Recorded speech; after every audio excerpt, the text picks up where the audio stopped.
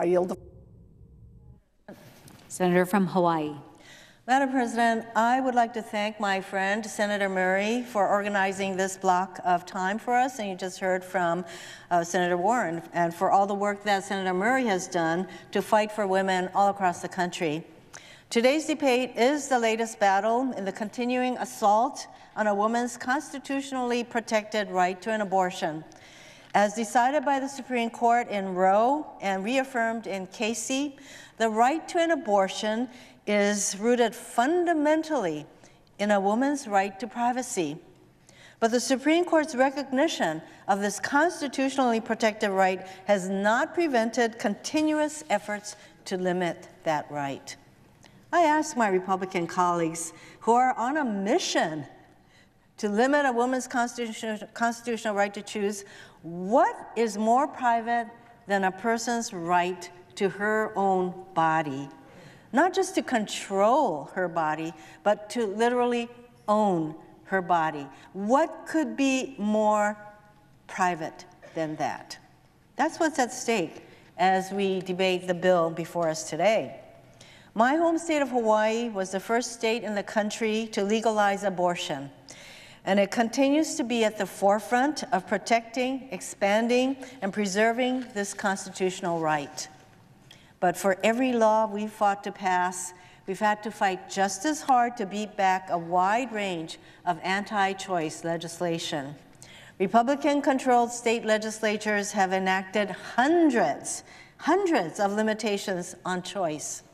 These efforts have not abated in the states or, indeed, in Congress. Courts have deemed many of these laws unconstitutional. It's why Donald Trump and the entire conservative movement have prioritized selecting, appointing, and confirming judges that are ideologically sympathetic to their views on choice. The Trump administration is also eroding this right through executive action. In one prominent example last year, a senior official at the Department of Health and Human Services went to court to impose his own ideological views to prevent a young woman in his care from obtaining an abortion after forcing her to undergo anti-abortion counseling. Fortunately, the D.C. Circuit Court stopped this official from forcing this young woman to be pregnant against her will. The Republican Congress is complicit as well. Over the past 7 years of Republican control, the House and Senate voted to defund Planned Parenthood more than 20 times. I understand this is an emotionally charged issue and that each of us has strongly held and sincere positions. But it really shouldn't be too much to ask for my colleagues to stay out of my private life and the private lives of women all across the country. That's called respecting each other's views. Why should we institutionally force other people who do not share your views to basically have to live with your version of the choices that we all ought to be able to make in our lives? So the bill we're debating today would jeopardize the health and safety of women by establishing a nationwide ban on abortion care after 20 weeks.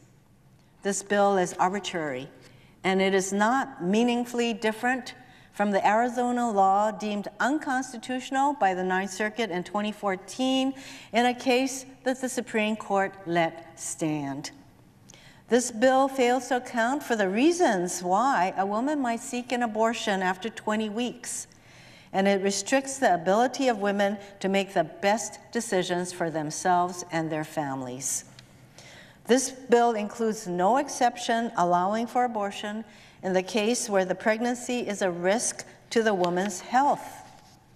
Instead, a doctor would only be able to provide care after establishing that a woman would die or suffer life-threatening injuries without an abortion. How cruel can this bill be? That the only exception is when a woman is about to die before she can get the care she needs. And to make matters worse, This bill places additional burdens on women who survive the horrors of sexual assault. Under this bill, a sexual assault survivor must provide written proof she had obtained counseling or medical treatment to receive an abortion. However, a woman's own OBGYN could not provide this counseling if he or she provides abortion services or even works at a practice that provides them. Adult women who are able to qualify under these outrageous conditions would still have to wait 48 hours before they could receive abortion care. If the survivor is a minor, the law establishes an additional burden to prove she reported the crime to the authorities.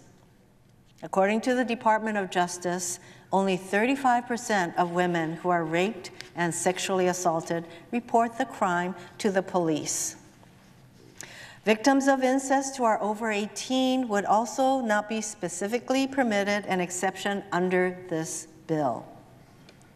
This legislation would even threaten doctors with fines and/or imprisonment for providing abortion services to women who do not meet the bill's narrow exceptions after 20 weeks. But the outrage doesn't end there. This bill does not contain an exception for cases where a woman's fetus is not developing properly and has no chance at living after birth. Many of the women in these circumstances desperately want the pregnancies they are choosing to terminate. Last year, I read a moving account from Meredith Isaacson, an English instructor at Berkeley City College, who shared her personal and heartbreaking story in an essay in the New York Times. Madam President, I ask unanimous consent that a copy of her essay be included in the record. Without objection. Meredith was 21 weeks pregnant when she learned that her second baby boy was missing half of his heart. It had stopped growing properly at around 5 weeks, but it wasn't detectable until her 20th week anatomy scan. Meredith's decision to terminate her pregnancy was an agonizing one.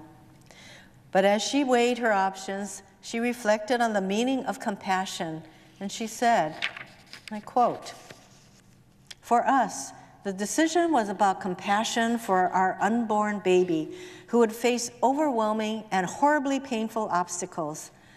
Compassion for our 2-year-old son who would contend with hours upon hours in a hospital, missing out on an invaluable time spent with his parents, and the death of a very real sibling. It was about compassion for our marriage. Perhaps most important, it was about our belief that parenthood sometimes means we sacrifice our own dreams so our children don't have to suffer." End quote. Meredith asserted, and I agree, that our government has no place in the anguish that accompanied her decision to have an abortion. Meredith closed her essay with a very poignant reflection on her own experience 2 years later.